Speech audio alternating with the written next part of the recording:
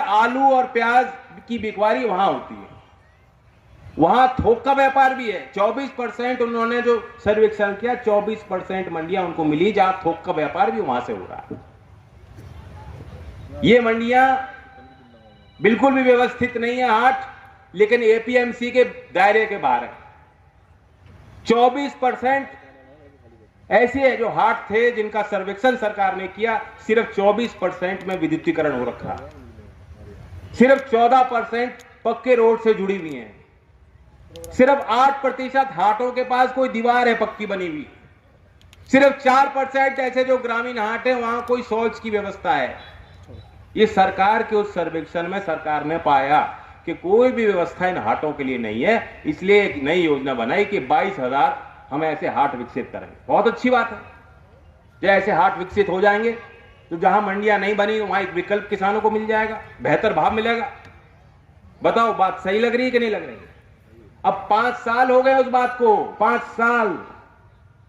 उन्होंने कहा था कि पीपीपी में बनाएंगे, सरकार फंड देगी, जो पंचायत, जिला पंचायत और गांव के पंचायतों के देखरेख में हाट विकसित हो रहे हैं उनके माध्यम से पैसा लगाया जाएगा और नरेगा का पैसा लगाया जाएगा। 5 साल हो गए, 22,000 हाट बनने थे, उनमें से कितने बने?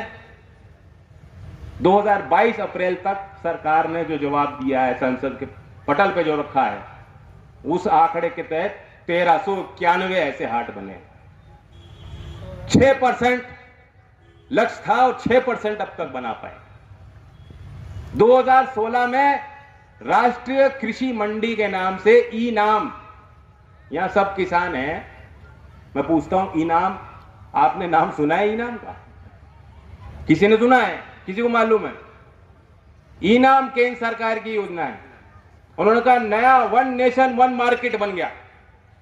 अब किसी को एपीएमसी मंडी में जाने की जरूरत नहीं, किसी कमीशन दलाल एजेंट को अपनी फसल बेचने की जरूरत नहीं। कोई किसान चाहे तो सीधा इनाम में देश के किसी कोने में किसी खरीदार को सीधा बेच सकता है। यहां सब किसान बैठे हैं, किसी को मालूम ही नहीं, और दोष ये आपका नहीं है। 2016 की योजना 6 साल हो गई, सरकार इनकी बहुमत की है, सरकार इनकी डबल इंजन की सरकार यूपी में है। 7,000 एपीएमसी की मंडियां देश में हैं, 7,000 से भी ज्यादा। इन्होंने कहा सारी 7,000 को हमें जोड़ना है इनाम में। अब तक कितनी जुड़ी है मालूम है? 6 साल में अनुमान लगाओ, 1360। 7,000 मंडियों में से सिर्फ 1360 मंडियां अब तक जोड़ पाए। और पूरे उत्तर प्रदेश जैसे इतने बड़े प्रदेश में कुछ 100 ऐसी मंडियां हैं जो एपीएमसी की हैं, जो इनाम में आ गई हैं। तो ये काम और कौन करेगा? उसी एक व्यक्ति को तो करने हैं जिसकी होर्डिंग लग रही है देश में, और कौन करेगा? जब चुनाव होता है, देश के किसी कोने में प्रचार में जाते हैं, शुरुआत करते हैं, मेरा तो बहुत पुराना रिश्ता है। अभी जाएंगे अगर मध्य प्रदेश में, कहेंगे मेरा मध्य प्रदेश से बहुत पुराना रिश्ता है, जब मैं मुख्यमंत्री नहीं था तब यहां आया करता था और यहां दर्शन किए करता था। हर कोने में जाते हैं ये कहते हैं। मुझे तो लगता है विदेश में जाके भी कह देते होंगे कि मेरा तुमसे बहुत पुराना रिश्ता है। सबसे उनका अच्छा रिश्ता पुराना निकल आता है, किसान से और आपसे कोई उनका कोई पुराना रिश्ता मुझे लगता नहीं, क्योंकि आपका ख्याल नहीं रख रही सरकार। जब इनकी सरकार यूपी में नहीं बनी थी, इन्होंने बात कही थी कि चौधरी चरण सिंह की कर्मभूमि है, और मैं चौधरी चरण सिंह जी का बहुत सम्मान करता हूं, और उनके नाम से एक नई योजना बनाई जाएगी, क्योंकि गन्ने की बहुत बड़ी पैदावार होती है।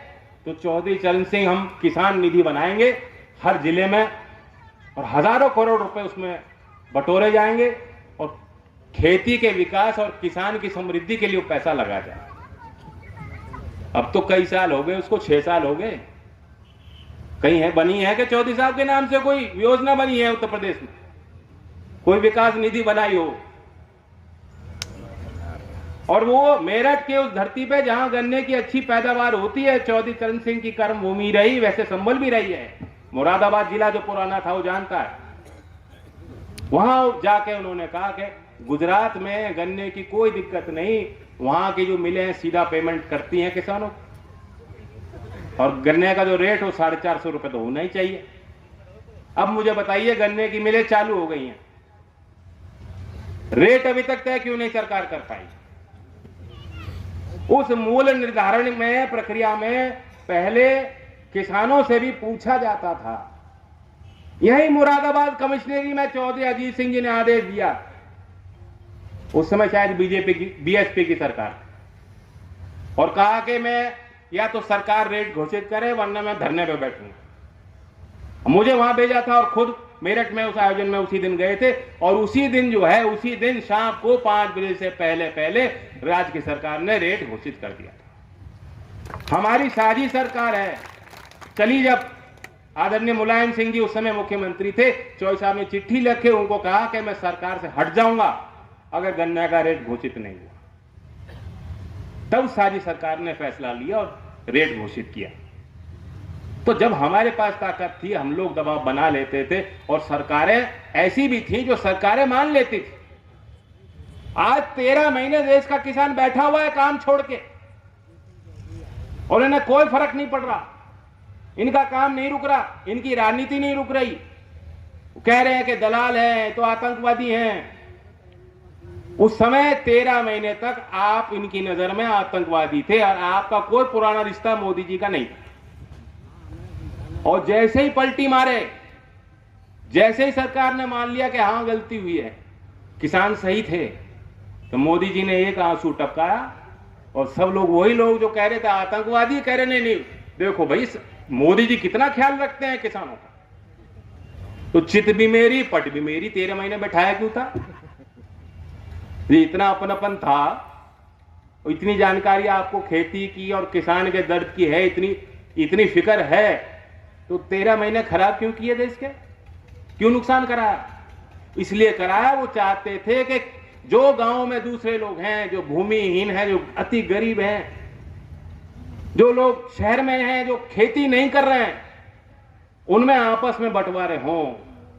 शहर के लोगों को कहते थे अरे इन्होंने सारी सड़कें जाम कर रखी हैं, देखो हम क्या करें। जिद पे आ गए। ये तो पंजाब के कुछ एलिमेंट हैं, बैड एलिमेंट है। ये देखो पिज्जा खा रहे हैं किसान, बैठे तो मौज कर रहे हैं सड़क, इनको तो आदत है। सरकार मोदी जी कितना बढ़िया काम कर ले, लोग विरोध करेंगे। बताओ ऐसी भाषा करी थी कि नहीं?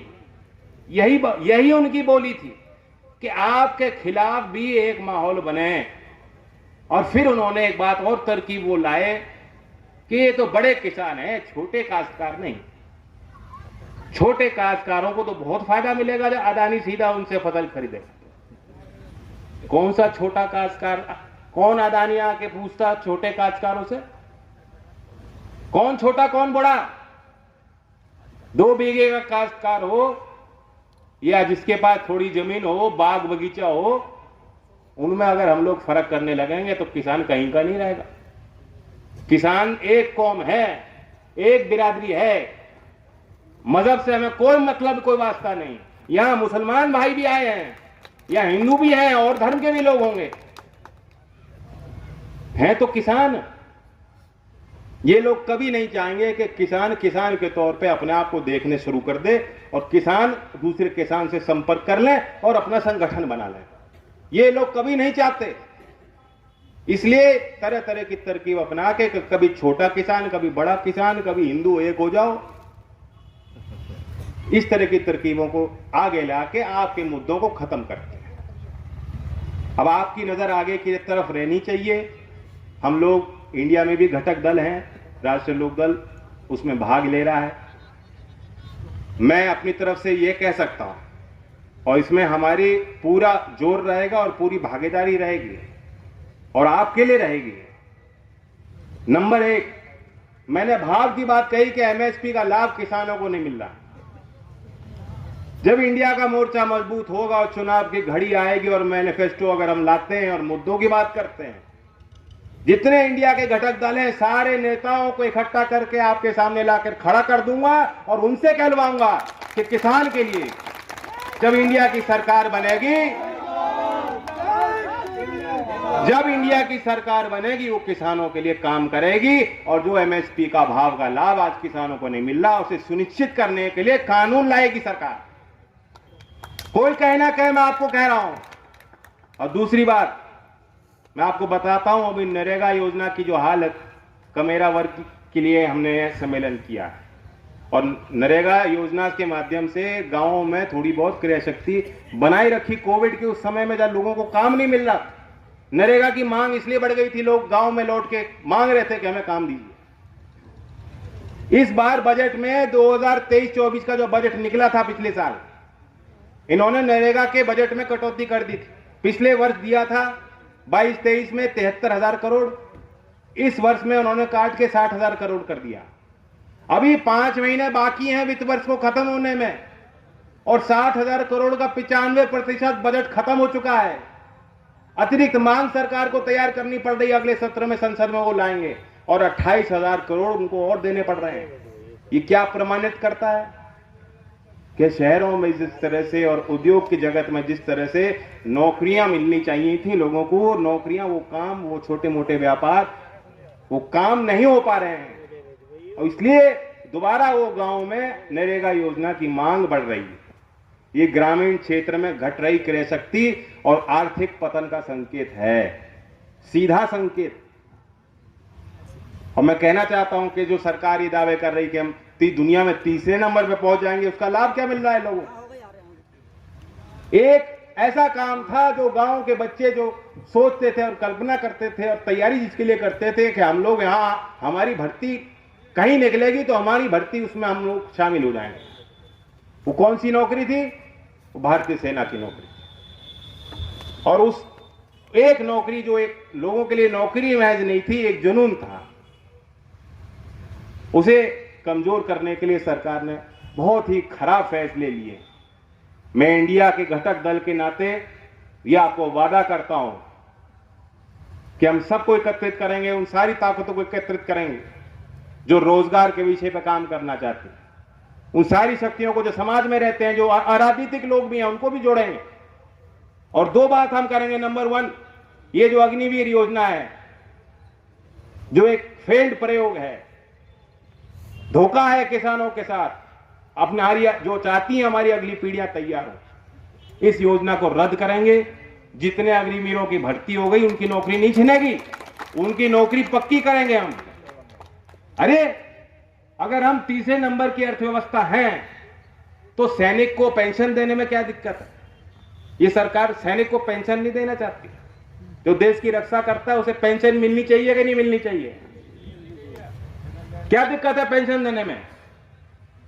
हजारों करोड़ रुपए लुटा दिए संसद भवन के निर्माण में, होर्डिंग लगाने में, अपनी तस्वीर चिपकाने में आज भी हजारों करोड़ रुपए खर्च कर रही सरकार और पेंशन नहीं देना चाहती सैनिकों को। तो इस योजना को हम रद्द करेंगे। भर्ती में भी आपने देखा कि अब कभी 50,000, कभी 71,000 नौकरी तो पहले ही मिल गई, उनकी चिट्ठी बांट रहे हैं। बड़े बड़े आयोजन हो रहे हैं कि रोजगार मेला है, प्रधानमंत्री जी उद्घाटन करेंगे और 1 आध घंटा भाषण देंगे और जताएंगे कि देखो इससे पहले तो कभी नौकरी मिलती नहीं थी, मैं नौकरी दे रहा हूं। उत्तर प्रदेश में कोई भर्ती नहीं निकल पा रही और अभी मैं देख रहा था कि बिहार में जो भर्ती निकली उसमें भी उत्तर प्रदेश के नौजवान बड़े मजबूर होकर वहां जा रहे हैं, कोशिश कर रहे हैं और उनकी वहां नौकरियां उनको मिल रही। क्यों नहीं समय पर सरकार भर्ती निकालती? कितनी वैकेंसियां हर विभाग में, उनको जोड़ लोगे तो लाखों नौकरियां हैं जो हक हैं, जो आपका अधिकार बनता है, जिनके ऊपर आपको वंचित रखा गया है। इंडिया के घटक दल होने के नाते मैं वादा करता हूं कि अगली सरकार बनेगी, अगर कानून भी बनाना पड़े हम कानून बनाएंगे कि समय रहते एक नियमित तरीके से भर्ती निकले और भर्ती को पूरा किया जाए, पारदर्शी तरीके से इम्तिहान हो, भर्ती हो। अब मैं आखिरी बात कर्जे की बात बताता हूं, क्योंकि जब किसान को भाव नहीं मिलता है और किसान अपने व्यापार पे काबू नहीं बना पाता, नहीं कर पाता है, वो कमजोर है उन बड़ी ताकतों के सामने। मूल्य भी निर्धारण खुद नहीं करता है किसान और पूंजी निवेश उसको करनी है। खेती महंगी हो रही है,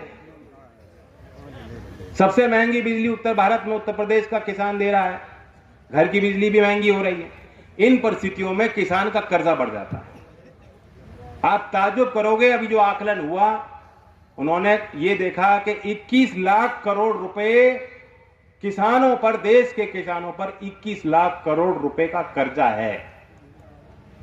2019 में सरकार ने आखिरी बार आकलन कराया था और जिसकी रिपोर्ट निकली थी 2021 सितंबर में, और उन्होंने बताया कि प्रत्येक किसान परिवार पर औसतन देश में 74,000 रुपए का कर्जा है। मैं जानता हूं कि यहां जितने हैं आप पे शायद उससे ज्यादा ही कर्जा हुआ। सबसे ज्यादा 2 राज्यों में, राजस्थान और उत्तर प्रदेश में पाया गया कि किसानों पे कर्जा है। अब वो कैसे किसान चुकाएंगे? एक तरफ ये सरकार जिसमें कभी आपने देखा जो सब कुछ मुमकिन है और एक आदमी कभी सोता ही नहीं, इतनी मेहनत करता है। मेहनत किसके लिए कर रहे हैं? वो बड़े लोगों के लिए कर रहे हैं। लाखों करोड़ रुपए बड़े बड़े उद्योगपतियों के माफ कर दिए हैं झटके में। आपको पता भी नहीं लगने देती सरकार के माफ हो रहे हैं उनके पैसे, और उनको बैंक वाले बुलाते हैं, दोबारा कर्जा देते हैं कि दोबारा खाता खोल लो यार, एंटीगा चले जाना, क्या दिक्कत है? कभी रिकवरी नहीं होगी तुमसे, ले लो और 100 करोड़ ले लो, हमें तो बांटने हैं। बुला बुला के जो लोन जिनको प्यारों को दिए जाते हैं। और दूसरी तरफ यह है कि आप पे कर्जा आउटस्टैंडिंग है और किसान 10,000 रुपए अगर नहीं चुका पा रहा तो कभी कभी वो किसान टूट जाता है और कमजोर फैसले लेने को मजबूर हो जाता है। वो कमजोर फैसलों के साथ मुख्य समाज नहीं है, हम नहीं चाहते, वे अच्छी सोच नहीं है, लेकिन उसकी उस कमजोरी की तरफ हमें ध्यान सरकार का दिलाना होगा। संस्थागत तौर पे किसान को कर्जा दिलाने के लिए चौधरी चरण सिंह जी ने नाबार्ड की घोषणा की कि खेती में पूंजी निवेश होगी और सरकार वहां संसाधन जुटाएगी और किसानों को कर्ज मिलेगा, तब जाके खेती आगे संपन्नता की तरफ जा सकती है। मेरा प्रस्ताव है और मैं निजी विधेयक तैयार कर रहा हूं कि समय समय पर ये लगातार आकलन होता रहना चाहिए, ये सर्वेक्षण होने चाहिए।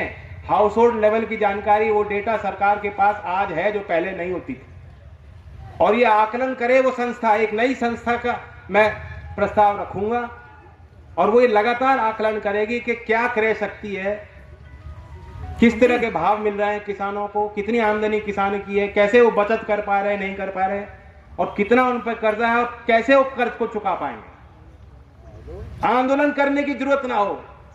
कभी कभी हमने देखा राज्यों में आंदोलन होते हैं, चुनाव आता है, सरकार बनने से पहले जो पार्टी होती है घोषित करती है कि हम सत्ता में आएंगे, कर्ज माफ कर देंगे। कर्ज चंद लोगों के माफ होते हैं, लेकिन बहुमत जो किसान है उनको उसका लाभ नहीं मिल पाता।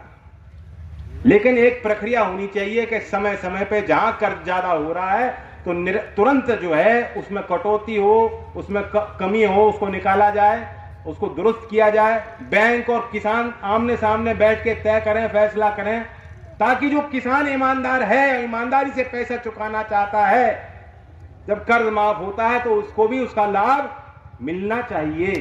तो इसके लिए मैं एक निजी विधेयक पेश करने जा रहा हूं, मैं तैयार कर रहा हूं, आपका आशीर्वाद चाहता हूं, और सरकार बनेगी, उसमें भागीदार हम लोग बनेंगे, तो एक नई संस्था देशव्यापी हम बनाएंगे। राजस्थान ने वो कानून वो लाए हैं, राजस्थान ने एक नया आयोग गठित किया कि किसान के कर्ज के लिए, कर्ज मुक्ति के लिए और कर्ज माफी के लिए उस आयोग की जिम्मेदारी उन्होंने बनाई है। लेकिन देश भर में ऐसा आयोग नहीं है। उस आयोग का मैं प्रस्ताव संसद में रखूंगा। मैं चाहता हूं कि आप उस पर भी नजर रखिएगा। आप लोग सहमत हो तो उस बात को भी हम आगे इंडिया के मंचों पर रखेंगे और बढ़ाएंगे। मैं धन्यवाद देता हूं। बहुत लंबी बात हो गई और यहाँ गढ़ी गांव को मैं बताना चाहता हूं क्योंकि मुझे जानकारी है तो गांव, लेकिन आबादी कितनी हो गई इसकी? शहर की आबादी कस्बे की लायक है कि नहीं है?